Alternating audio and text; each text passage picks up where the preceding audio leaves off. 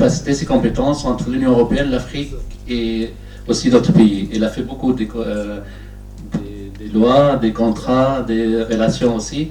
Donc il va se présenter mieux que moi, mais vraiment c'est une personnalité très importante. Merci Olivier. Merci Awad, merci de me donner la parole. Je voudrais tout d'abord remercier United Diplomacy Council pour l'invitation qui a été adressée à son Excellence Monsieur l'ambassadeur du Cameroun à Bruxelles, qui malheureusement, en raison de son agenda, n'a pas pu y prendre part et qui m'a donc chargé de le représenter. Je dois vous remercier également pour la qualité des présentations que nous avons écoutées jusque-là.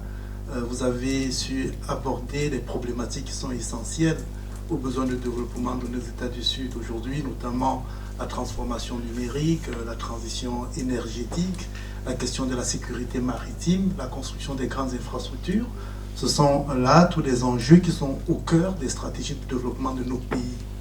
En ce qui concerne le Cameroun, je vais le présenter en quelques minutes. Le Cameroun est un pays situé en Afrique centrale, dans le golfe de Guinée, en plein cœur du golfe de Guinée, et qui a une grande partie qui est dans le bassin du Congo et une partie également sahélienne. Le Cameroun est l'économie la plus importante de la communauté des États, la communauté économique des États d'Afrique centrale, et une grande économie de la communauté économique et monétaire d'Afrique centrale. Le Cameroun a ratifié l'accord instituant la zone de libre-échange continentale africaine, la ZLECAf, et le Cameroun est un pays de transit pour plusieurs pays n'ayant pas de littoral, notamment la République du Tchad et la République centrafricaine. C'est vous dire toute l'importance stratégique et économique de ce pays dans lequel, si vous investissez, eh bien, cet investissement a une valeur de multiplication assez importante, en ceci qu'il peut irradier les pays environnants. C'est la raison pour laquelle on dit du Cameroun qu'il est l'Afrique en miniature. Évidemment, la présence du Cameroun à Bruxelles se focalise aujourd'hui sur la diplomatie économique, et je pense que c'est l'orientation essentielle qui est donnée au forum auquel nous prenons part aujourd'hui. Et à cet égard, je vais évoquer la relation que nous avons avec l'Union européenne. Vous savez tous que nous venons de conclure, je veux dire les pays africains des Caraïbes et du Pacifique avec l'Union européenne, un accord historique qui est l'accord dit de Samoa, qui marque un véritable changement de paradigme, parce qu'on passe de l'approche de l'aide à l'approche centrée sur les investissements. Et la stratégie qui est chargée de mettre en œuvre cette approche basée sur les investissements, c'est le Global Gateway. En la matière, le Cameroun est engagé sur plusieurs projets d'investissement avec l'Union européenne dans le cadre de la stratégie de Global Gateway. Et précisément, ça tombe bien, hier, nous avons eu une réunion d'évaluation qui a mis en évidence les progrès réalisés, mais surtout la compréhension et la maîtrise progressive que aussi bien l'Union européenne que les pays partenaires ont de cette stratégie qui met le focus, la centralité sur les investissements et donc l'implication du secteur privé.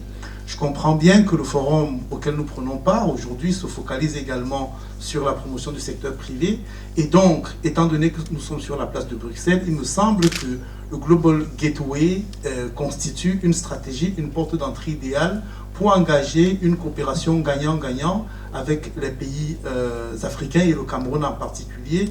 Et l'ambassade du Cameroun à Bruxelles est tout à fait disposée à travailler avec ce forum et avec le parterre des entrepreneurs, des entreprises sur ces questions-là.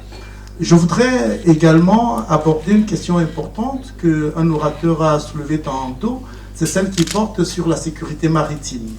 À l'entame de mon propos, j'ai relevé que le Cameroun fait partie du Golfe de Guinée.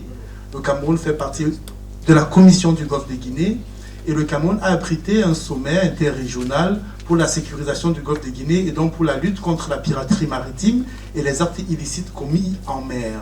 C'est dire que la sécurisation des routes maritimes est une question majeure sur laquelle le Cameroun travaille, pas seulement dans une approche bilatérale, mais multilatérale, parce que c'est dans le cadre de la CEAC, c'est dans le cadre de la CEMAC, c'est dans le cadre de la Commission du Golfe de Guinée, comme je l'ai dit, mais aussi avec des partenaires, notamment européens, et dans une mesure plus large, avec les différents partenaires qui sont impliqués dans le commerce maritime, dans le transport maritime, et donc dans la préservation de la libre navigabilité de nos océans et de nos mers et de leur sécurisation.